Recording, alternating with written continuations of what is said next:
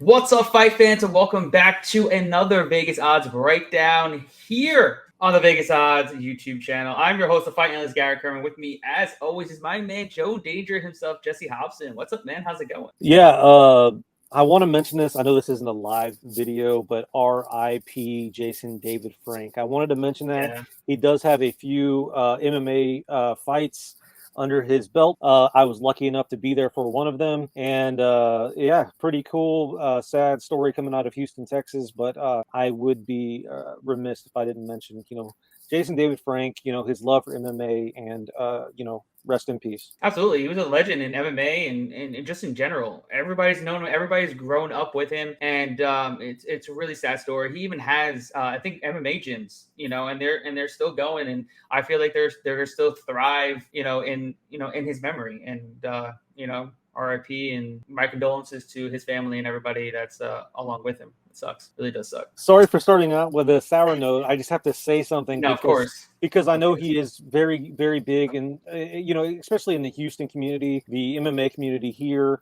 You mentioned that he does have gyms locally here. He was a huge guy within the convention circuit, but also too, he was at local shows. He does have fighters that are still fighting in events. The guy, what's the black dude's name that fought CM Punk? Mike Jackson. Mike Jackson, thank you. Mike Jackson, also a Houston fighter. He just recently reposted Jason David Frank's very first fight. He posted it on Reddit, so that was kind of cool to revisit. And I just have to mention it because of I grew up watching the guy. I'm actually very close to this story, and me being involved with MMA. It's one of Power Rangers and Mortal Kombat are like the things that got me interested in MMA. So I have to mention it. Ninja Turtles also a close third, but these three things are like what I grew up watching. And now I watch Irishmen get their asses handed to them. So, and this weekend I will be watching PFL on Friday. Not necessarily something that is ideal per se, but at least it'll get my whistle wet as far as my MMA weekend goes, and something to look forward to as far as Orlando. Keeps me in tune as far as the mixed martial arts world, but it's just something else that keeps me connected to this world, and Jason David Frank was a huge part of that. So moving on. Yes. RIP. It sucks that he's gone, but sour note. Let's get into a bigger note. A better note. PFL Championships is on deck Friday night. I believe starts at around 6 p.m. Eastern Standard Time. The main card will be live on pay-per-view. Yes, you heard that right. PFL has now turned to the pay-per-view aspect of things. I don't know how well that's going to do, but we shall see. It's headlined by obviously their number one fighter, their star, Kayla Harrison, taking on Larissa Pacheco again for the $1 million championship. They are by far the two best women in their entire organization. They're leaps and bounds better than everybody else. I do expect maybe a better showing this time around for Larissa. We'll see. But with that said, let's get right down to the breakdown. All right, let's start at the top. Let's start right at the top. All these regional fights, we're going to start at the top so we can get the best of the show, and we'll get to the worst towards the end. So right now, our first fight is in the main event. Kayla Harrison looking to defend her title again for a third time as she takes on Larissa Pacheco in the lightweight tournament finale right now. Her line is respectable considering it's Kayla Harrison at minus 580. And the comeback on Larissa Pacheco plus 440. Who do you got in this one? This fight's already been broken down, multiple times by multiple people. And, so what can I say that hasn't already been said? Kayla has 2 decision wins over Larissa. And outside of that, Larissa has only lost to Jessica Andrade and Jermaine de Randamine, however the hell you say her name. I guess the real question is, how does Kayla win? And for me, I think Kayla proves a point and her check with a finish here. Larissa is only 28. gate, and she has some pretty heavy hands coming in on a 5-fight win streak. I'm actually going to assume that Kayla looks for and finds the KO early via ground and pound. Larissa is a good competitor, but there are levels to this. I think it's just Kayla's going to look for the safe out, try to get her on the ground, and then try to, get her out that way. I like Kayla Harrison via KO. Yeah, I can't really expect much here. She's beaten her twice. I don't expect her to really fix her holes to be even remotely on the same level as Kayla Harrison in her defensive grappling. She probably has gotten better. I expect her to do a little bit better in terms of her takedown defense. And I expect her to put up a little bit more of a fight in this one, and the third one. But I expect, it's the same. Rinse and repeat. She's going to be able to take her down at some point. And when she takes her down at some point, she's going to finish it right then and there. Whether it's round 1, whether it's round 2, whether it's round 3, I really don't know. I'm going to guess. It's a gamble at that point if you're playing rounds here, because she could finish it literally at any moment. I would take it. I think she at least survives the first round, and she gets the finish via probably TKO in round number 2. That's what I'm expecting. Yeah, it really comes down to engagement. It's like, when do they engage? When does it get a little froggy? When or do things happen? And ultimately, that's kind of what we're waiting on. Once the two engage, once the two actually cross paths, get in each other's faces, that's when Kayla will take advantage and probably get Larissa down and ultimately either hold her down or find the finish. So it's one or the other. It just really depends on when it happens. Yeah, I agree. It's I don't know. Like, I wanted to go out on a limb and just like, oh yeah, you can throw a couple bucks on Larissa, but I'm like, can't just come to it. I mean, yeah, I can throw a McDonald's meal on her, but it's only 5 times my money. I'd rather eat the McDonald's. If I'm being honest, I'd rather enjoy my food than throw it away. So yeah, I'm taking Kayla Harrison inside 2 rounds. All right. So this is a 5-round fight, correct? Yeah, it's a 5-round fight. I think I'm like about 99% sure that all the tournament fights are 5 rounds, because it would literally make no sense for them to not be. Yeah, I believe you're right. I don't know. It's hard for me to assume that this is going to go all 5 rounds. You know what I'm saying? Right. It doesn't really say, but it does. If you go back to the main overview. Oh yes, they're 5 rounds right there. 5 rounds. See, we're learning something new every day. Anyways, keep it moving. Our co-main event is in the 145-pound division, the featherweight division, between Brendan Lotney and Bubba Jenkins. Right now, the line is set at -175 for Lotney. The comeback on Jenkins +150. What do you got? This one I went back and forth on. I'm not really sold on either guy here. Both are relatively lackluster, and both are pretty slow as far as their weight class. Lotney has let me down before, and when he isn't letting me down, I'm always sweating it, even if he does come through with the win.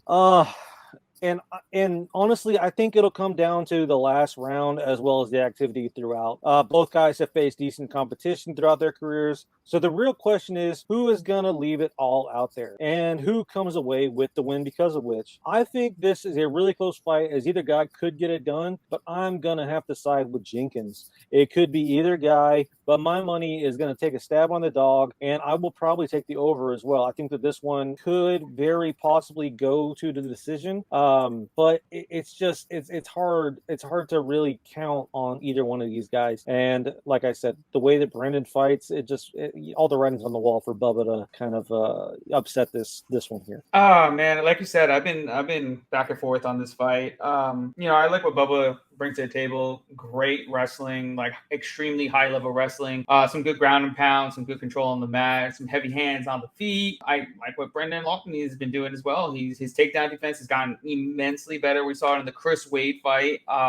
We know that Lotney possesses insane cardio, which I think is going to come massively in handy here in this fight. We know that Lotney has a pace and pressure that's really hard to match, especially for Bubba Jenkins. I don't think Bubba Jenkins can really match the pace that Lotney was going to put on him. I don't think he's going to be able to match the volume, and I don't think he's the better striker. He's going to have to rely on his wrestling heavy to win this fight. I know Jenkins, like I said, he's got power. He's going to be coming forward, but after round 2, if he's utilizing his wrestling, he's going to get tired. I will almost guarantee he's huffing and puffing after round 2, going heavy grappling, where I do think if Lotney is able to just stay off being flat on his back like he did in the Chris Wade fight, he runs away with this in the later rounds. And in that case, I feel like you're going to want to live bet Loughnane possibly after round 2. Like I can see him possibly dropping 2 rounds and then absolutely just bringing it to another level, stepping up another gear, and just pouring on the pressure in rounds 3, 4, and 5. Because I know Jenkins will tire out. I mean, he's a known gasser. He's done it before in 3-round fights. I can guarantee he's going to gas out in a 5-round fight if he goes in there and wrestles, which I'm expecting him to do because that's his MO. That's his way of he's going to win. So ultimately, I got Brandon Loughnane either finishing him late or getting the decision win, and finally him getting the $1 million that he really needed. Bubba Jenkins really hasn't impressed me. Neither has Loughnane until his last fight. His fight with Chris Wade and the progression that he did from the fight prior to that really impressed me. Jenkins throughout the entire season was kind of like flat. I mean, yeah, he's what, 3-0, but it's just like nothing was extremely impressive. At least Loughnane had one really impressive win over Chris Wade. So I'm taking Loughnane to win probably via decision. Yeah. What's the over looking on that? This over definitely is off because you have Bet Online has it at 3.5 at -210, but the fight goes to decision. It's -200. So yeah, that's wrong. Sense. Yeah.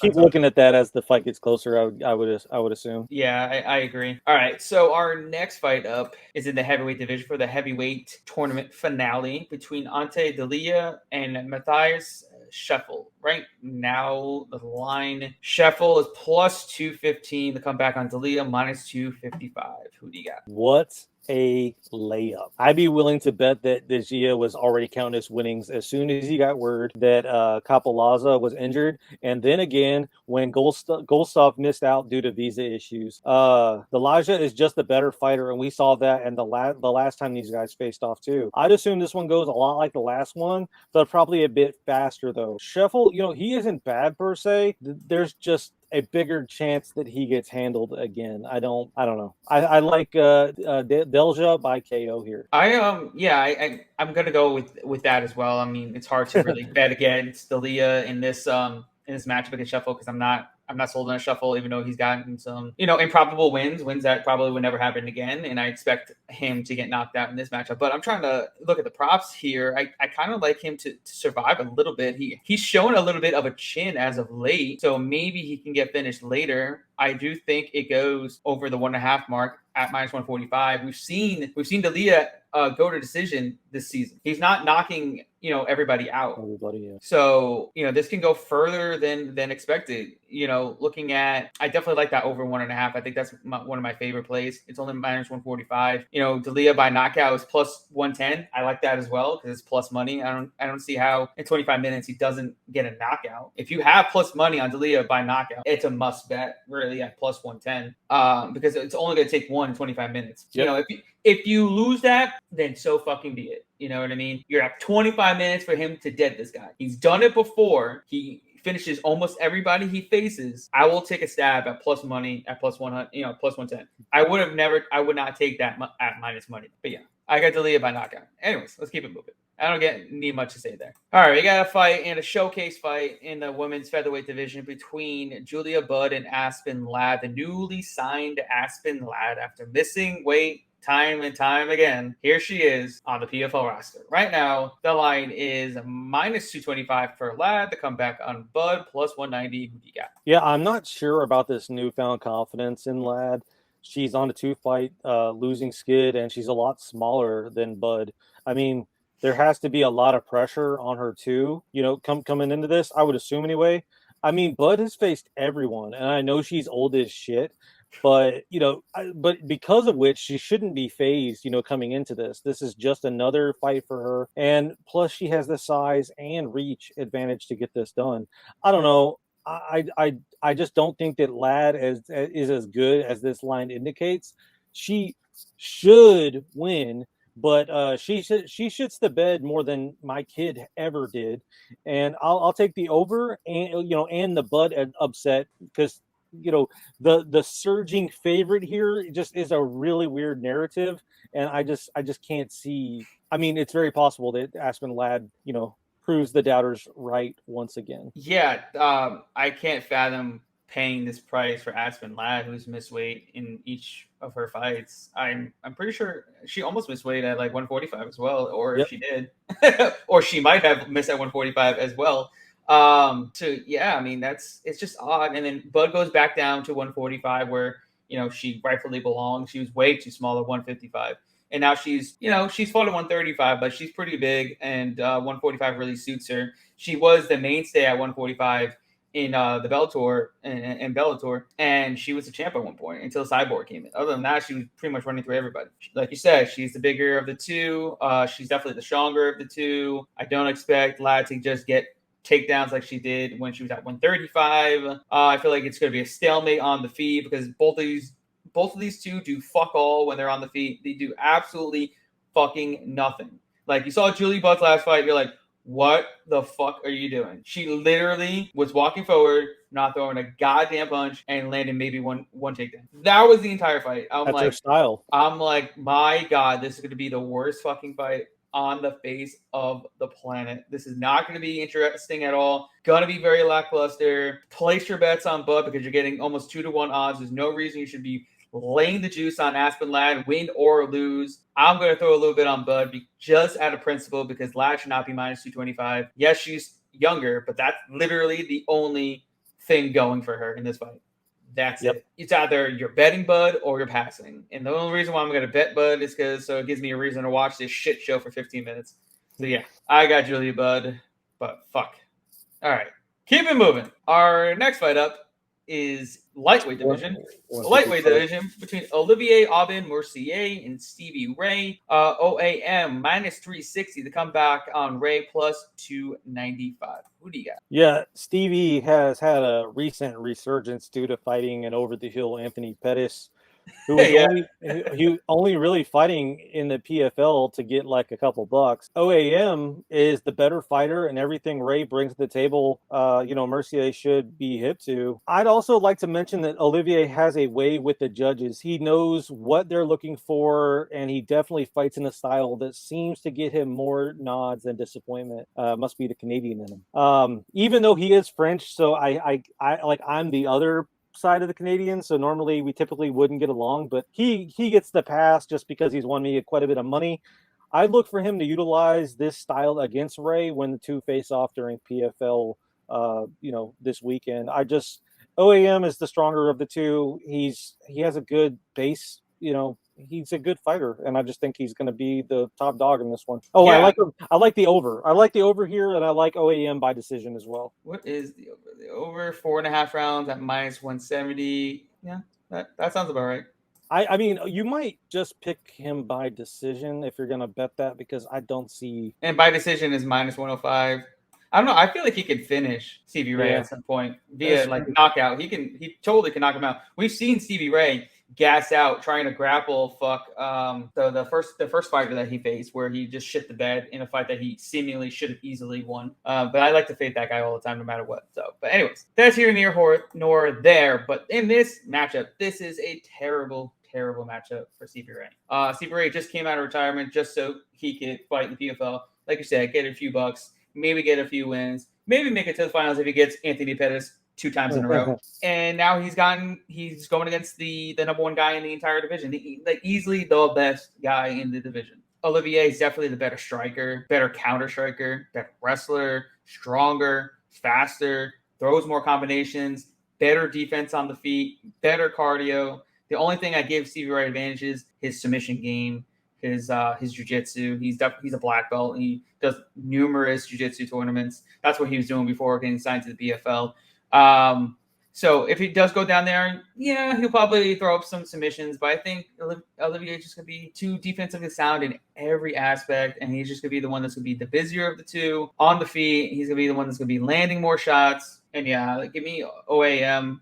I think he wins via knockout midway, probably in the 4th round, maybe 3rd round, because Stevie Ray is undoubtedly going to gas at some point. I got OAM. He's definitely an easy parlay piece for me as well. Yeah, it's also kind of weird to think like a lot of these guys are even fighting in 5-round fights. It's like, when did you ever think you would ever see like Stevie Ray in a 5-round fight? Yeah, especially at this point of his career. Yeah, exactly. And the next two coming up in a 5-round fight. For the welterweight finale, we have Delano Taylor taking on Sadamu C. Right now, the line is -175 for C to come back on Taylor, plus 150. Who do you got? Yeah, I'd like to see C to probably get a late KO here, but I'm gonna guess that he might win a boring decision. Both guys beat Rory McDonald, and both guys lost to Magomed. I think the reach plays a factor and helps keep Taylor at range. I think both guys are decent enough to find the dub, but C has a history and the grit to dig deep and find the win. I don't see either of these guys giving up. So if I had to bet on who gets knocked out, I'd probably side with Taylor. And then also too, I don't know if you watched the weigh-ins or but whenever you stood them up, it just looked like C is a bit more of a specimen when compared to Taylor. He has the reach, he has the build, he has the power and the strength. I just don't see, I don't see Taylor getting it done. I'm going to side with C here. Yeah, the Swedish Denzel Washington. Yeah, I'm not seeing that. That's a lot. That's a lot. That's too many syllables for a nickname, man. Yeah. They're pretty much the same size. Like they're both 6'3". He's only got a 3-inch reach advantage as well. For me, I kind of like Delano Taylor here. He showed me a little bit more than C has. C has been lackluster in majority of his wins, and he just really hasn't shown the grit in that. I mean, to me, he just really he slows down and the fight goes on. And I think Delano Taylor is going to bring some heat. He's going to be throwing back at him. It's 5 rounds. This is the only guy in the entire division that can match his size and his length. They're both 6'3". One's got a 77-inch reach. The other one's got an 80-inch reach. I think Delano really is. He's like the dark horse, man, of this tournament because he got knocked out, he came back, and he beat Rory on short notice in another country, and it was crazy. I think that shows the progression that he's been doing over at Killcliff FC, and shows that he deserves to be there, and he ultimately deserves to be in the finale. See, yeah, he obviously deserves it, but I just feel like he's been more lackluster in his wins. So we'll see what happens, but ultimately I'm taking the shot in the dog here on Delano Taylor. I think it's going to be an extremely close fight, and I think Taylor is going to have the cardio advantage here. So we'll see what happens. I'm taking the dog shot on my man, the postman, Delano Taylor. much better nickname. He's definitely won the nickname battle. Oh yeah. The Swedish Denzel? No, sorry. That's a no-go for me. All right, moving on to our last tournament fights in the light heavyweight division between Amari Akhmedov and Rob Wilkinson. Right now, the line is set -205 for Wilkinson, and the comeback on Akhmedov plus 175. Who do you got? Rob. I got Rob Wilkinson KO and under 1.5. Rob is the much bigger fighter, and he's always looking for the finish. With Omari being 35 and having a KO less than a year ago, I'd say the writing is on the wall here. Look for Rob to utilize his size early and often. Probably finds the chin late in round 1 or early in round 2. It'll be a fun fight while it lasts, until Omari leaves himself open. I like, again, Rob Wilkinson by KO. Yeah, I mean, I can't really disagree with you there. Rob Wilkinson, he's massively bigger. He's got 3 inches of height, 9 inches of reach. Yeah, it's kind of insane. And Wilkinson has, he's had some type of resurgence since that Izzy loss. He hasn't lost since. So maybe that was, something that kickstarted his career to be, in the tournament finale here for the PFL. He's looked great, albeit against terrible competition. The only thing that Akhmedov has going for him, he's beaten much better competition than Rob Wilkinson has ever beaten. But majority of it has been at 185. But granted, Akhmedov did be arguably the best prospect in the light heavyweight division for the PFL and Josh Silveira. Rob Wilkinson, on the other hand, not being great competition, but he's finished all of his terrible competition. Like the fights weren't even close. There was no pushback. There was no adversity for him. Whereas Akhmedov, there was a little bit of adversity in some of his fights against terrible competition. A little pushback. Granted, he finished them both. And then he had to go to a decision against Josh Silveira. But with that said, I think, like you said, he's the younger of the two. He's the fresher of the two. He looks like he's in his prime, where Akhmedov is a little bit slower. And we're guaranteed that if this hits rounds 3, 4, and 5, Akhmedov might not be able to breathe. He literally will probably need some type of ventilation going on because he will not be able to breathe if it hits like round 3 or 4. And because Wilkinson's going to put a pace and a pressure that Akhmadov is going to have to gas out because he's just built like that. He's massive. Even at 205, he's just massive. But with that said, I think Wilkinson goes in there and he makes quick work. He's going to get a knockout. He's gonna land on the feet. He's too long. He's too rangy. He just needs to worry about the winging of the overhand rights, which he should be able to get out of the way considering he's got 8 inches of reach to fall back on. So yeah, give me Rob Wilkinson here to get the KO. So to wrap up, are we going to do like quick yeah picks? Let's do some rapid fire picks here. Okay, we're gonna shoot right at the hip for you guys. All right, let's go down the list of the fights on the prelims real quick. We got Shayman Moraes taking on Marlon Moraes. That's crazy. The two Moraes going against each other right now. The line is -115 for Moraes. Shayman Moraes. And the comeback on Marlon Moraes, -105. What do you got there? Yeah, I don't think Shayman is all that great. Marlon Moraes, give him me at plus money. If he can protect the chin, I think that he has a shot. We'll see. Yeah, I'm taking Shayman Moraes here, just because we know that Marlon Moraes. Yeah, I mean his chin is pretty much done. He's coming up to 145. Don't expect that chin to be any better. So give me Shayman Moraes -115. Moving on, let's take a look at the lightweight division between Jeremy Stephens and Natan Schultz. -410 for Schultz. The comeback on Stephens +330. You got that one? I have Nathan Schultz to win, but I also am putting a little stab on Jeremy Stephens. If this goes the distance, I mean, it's very possible that he gets gifted a split weird decision just on name recognition. I think it's worth a stab. I think it's going to be an absolutely extremely fun fight because these two are going to fight in the phone booth. Natan Schultz guy, I'm just going to do this quick. I got Natan Schultz going in there and possibly knocking out Stephens. They're going to fight in the phone booth. They're going to lay some leather. And I think Schultz is the better defensively sound striker of the two. So give me Natan Schultz. Next up, we got Magomed Karamov taking on Gleison Tibau.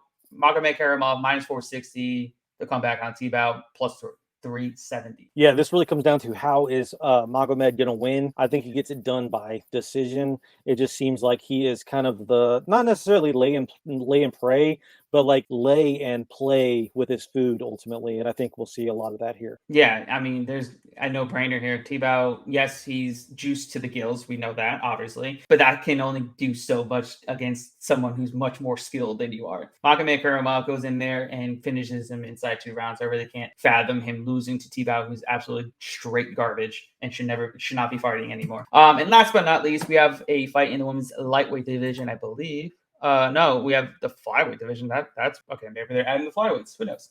Showcase fight between Dakota Jicheva and Catherine Karaginis.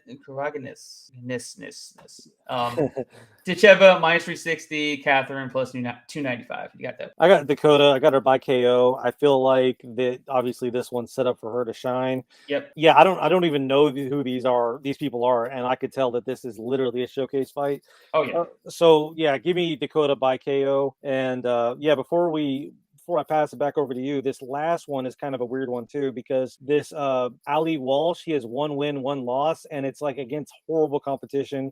And then you have this Tom Grazier guy. I think it says it's an amateur fight, so I don't even know. I'm not even touching base on that fight. Well, there's odds. There's like, I thought that's the weirdest part. Like it can't be. Well, then if there's odds, it definitely can't be an amateur fight because you're not bet on it. Yeah, I thought it was really strange. And this Tom Grazier guy could not find any about him. And initially I picked him because I was like, why is this guy even on the card? If there's nothing, like there has to be some like weird. But then the more I looked into it, the more I was just like, yeah, this is a nobody. This is no one. And so I got the Biggio guy, and then like I got Dakota by KO. Yeah, and I have no play. I have no play on the amateur one.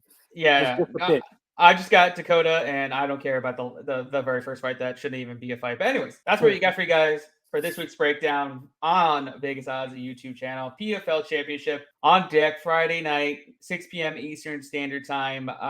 So yeah, we will see you guys next week. Please go over to the Vegas Odds YouTube channel. Like this video, subscribe, comment. We want to talk to you. We want to hear from you. Trolling or not, we don't care. Come comment. We want to hear from you. We will see you all next week.